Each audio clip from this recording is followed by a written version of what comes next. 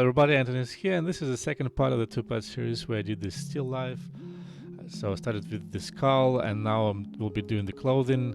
The clothing is really interesting because I'm using this clothing brush that's really brand new in Blender, and it's really amazing. So definitely would recommend to try it out, and I hope my video, like making of this still life, will help you to check it out as well and understand how it's working. So the first thing I did was started with this backdrop, and I subdivided it once, so just like a simple plane. And now I'm using this Nook hook brush with tint topper on, and I'm slightly nudging everything around so it increases the resolution of the mesh around the skull. So I don't want to increase the resolution of the whole object, just only the stuff around the skull. So now I made the detail size even smaller, and again push stuff around a little bit gently just to increase the resolution. And then I using the masking brush to add a little bit of a mask at the bottom of the skull, and then I use the bit of a hook brush again to increase the resolution.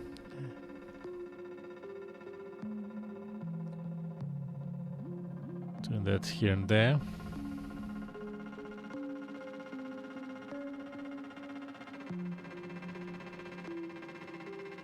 And now I pick the clothing brush, so you can see there is a bunch of options for deformation. My favorite one is inflate, and if you essentially press it, it will start to create the deformation. And then expand. So here in this video I'll try different type of styles, and because I was learning as you're doing right now as well, I didn't know how all them how they react. And you can see this brush is really not that fast, but it gives you quite amazing results straight away. It's like pretty crazy, honestly. Like I've never seen anything like this, and that's saying something really.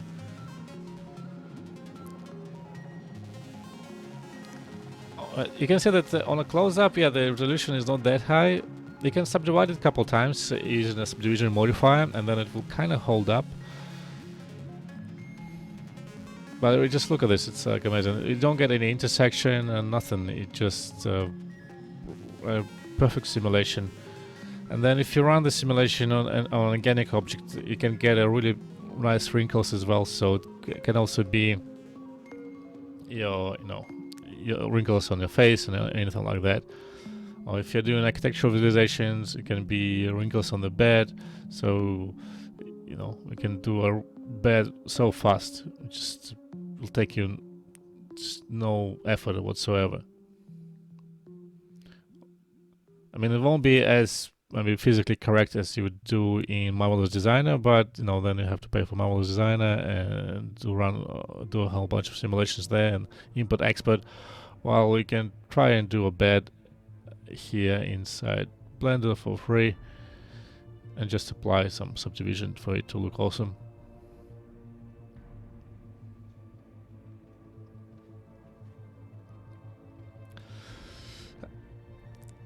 Okay, so I'm smoothing out the masking here, so because I wanted to put that clothes a bit closer to the skull.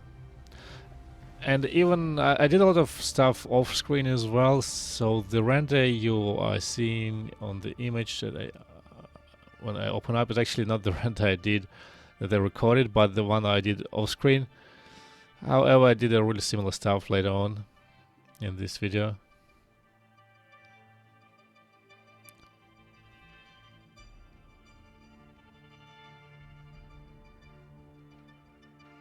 So I've switched to Eevee lighting here, so I get a real-time, pretty decent light that tells me what's going on pretty much.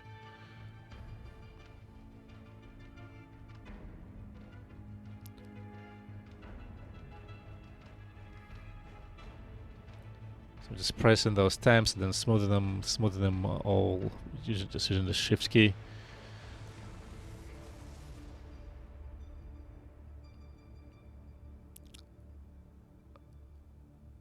Here I wanted to add a bigger movement to the whole image, to the whole model. So I use a drag brush to just press it around to make more like a swirl around the skull.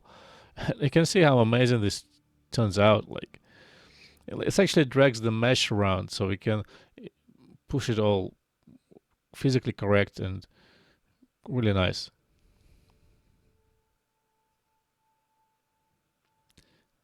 And you can see how it pulls the edges of the whole backdrop when I do the move. I'm not using the DIN topper on the cloth brush. I'm actually a bit afraid of using it because because since the brush is already quite slow, if I start using DIN topper, then it will run way too slow. And I've just used, when I switched to layout, I went into the top left corner and I pressed object, and I pressed on like auto smooth for smooth shading, because otherwise you get flat shading on all of the polygons, and that's like hard edge shading, and that's something that you might not want to have.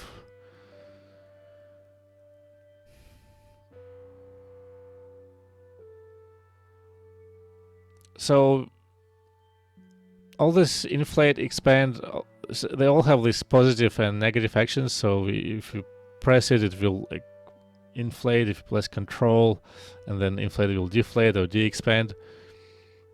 So that's pretty cool. And again, it does it in a really nice organic way.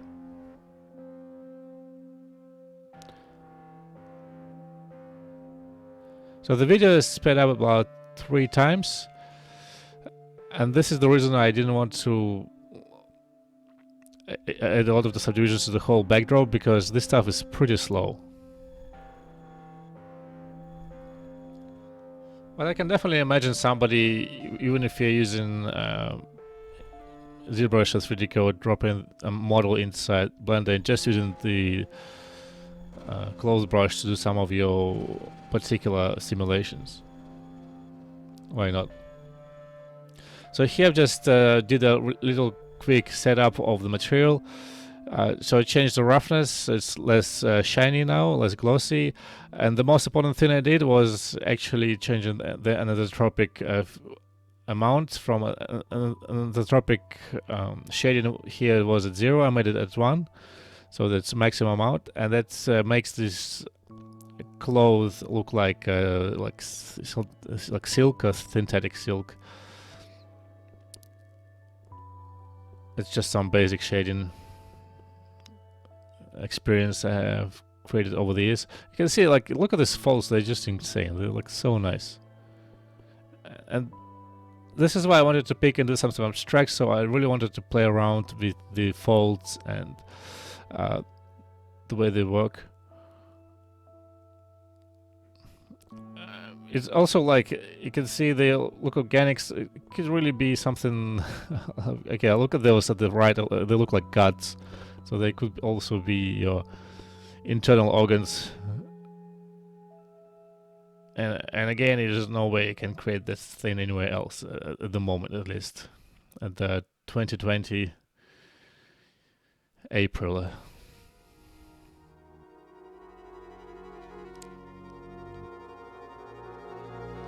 It will be cool to see other softwares picking up this brush. Why not?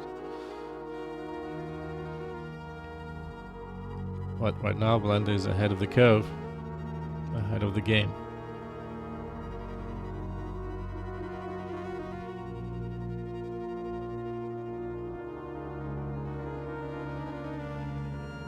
So you can see here I'm inflating, then I'm using the drag brush to drag it a little bit, get a bit of a movement, to like force the simulation to happen. And I just will quickly switch to layout, and you're able to see the density of it. So I decided to change the skull positioning so it's not too dull. And since I'm still not a super pro Blender user, sometimes I press tab and switch to the edit mode by accident. I did a lot of this tweaking with hook brush, just trying to get the clothing a bit closer to the skull, and then I didn't want any kind of intersection with the skull. as much as possible, or as little as possible.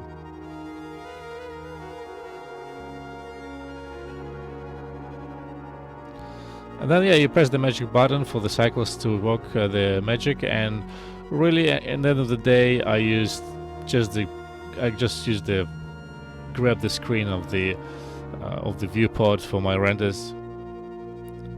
You can do all the rendering thing, and I did it, but then rendering takes kind of long time. Can take you like half an hour or even longer, while if you just let it run in the viewport, you can get a decent quality under a couple minutes, and in real time pretty much. So here I'm adding the subdivision surface to the whole blanket,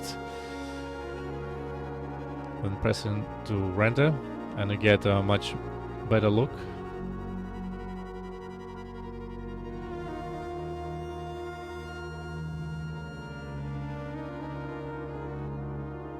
Right, so playing around with the positioning of the light. So I did a render like this. It kind of was blown out too much. You can see it's like just way too bright. But again, the quality of rendering is quite nice. It's really quite good.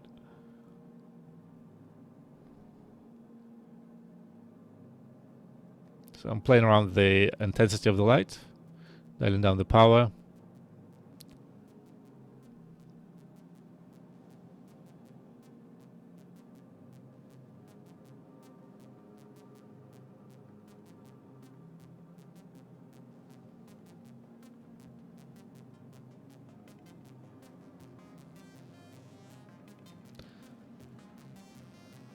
So here I switched to just a regular preview, so I'm able to use this hook brush and place the folds in the right place.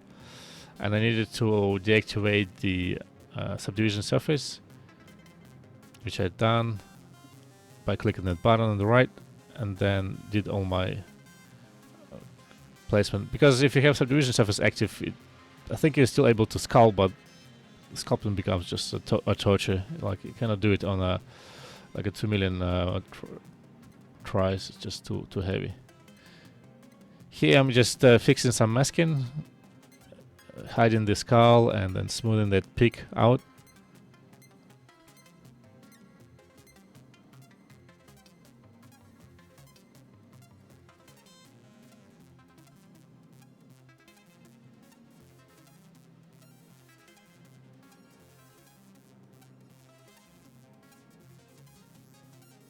So minor tweaking, nothing special.